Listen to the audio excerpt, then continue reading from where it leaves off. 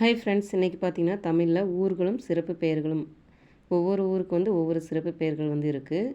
இந்த பாக்ஸில் வந்து கொடுத்துருக்காங்க பாருங்கள். 4 ஊர்கள் வந்து கொடுத்துட்டு அதனுடைய சிறப்பு சொல்லியிருக்காங்க.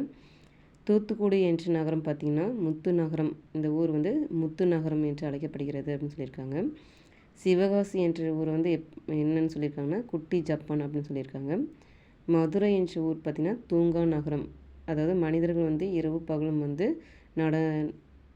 இருந்துகிட்டே இருப்பாங்க அப்படின்னு சொல்லியிருக்காங்க. திருவண்ணாமலை ஊரில் பார்த்திங்கன்னா தீபநகரம் அப்படின்னு சொல்லியிருக்காங்க. அதே போல் பார்த்திங்கன்னா சேலத்துக்கு வந்து என்ன சிறப்பு அப்படின்னு பார்த்திங்கன்னா மாங்கனி நகரம் அப்படின்னு சொல்லுவாங்க. ஏற்காடு பார்த்திங்கன்னா ஏழைகளின் ஊட்டி வந்து ஏற்காடு அப்படின்னு சொல்லுவாங்க. அதே போல் பார்த்திங்கன்னா அரிசி தோல் பூட்டு இதெல்லாம் வந்து எங்கே நிறைந்திருக்குன்னு பார்த்திங்கன்னா திண்டுக்கல் ரொம்ப சிறப்பு வாங்கினது.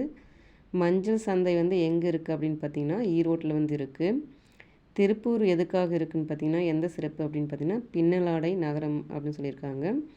அங்கே தான் பார்த்திங்கன்னா நேதாஜி ஆயத்த ஆடை பூங்கா வந்து திருப்பூர் மாவட்டத்தில் வந்து இருக்குதுன்னு சொல்லியிருக்காங்க.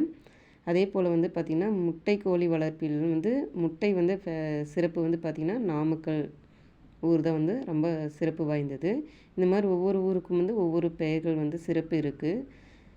கண்டிப்பாக இதை படிச்சுக்கோங்க ஃப்ரெண்ட்ஸ். வரப்போகிற குரூப் 4 அண்ட் குரூப் 2 எக்ஸாம் வந்து கண்டிப்பாக கேட்பாங்க. இது ஆல்ரெடி ப்ரீவியஸ் இயர் கொஸ்டின் இந்த பாக்ஸில் வந்து கேட்டிருக்காங்க. ரொம்ப முக்கியமானது. மறுபடியும் வந்து கேட்பாங்க. தேங்க்யூ.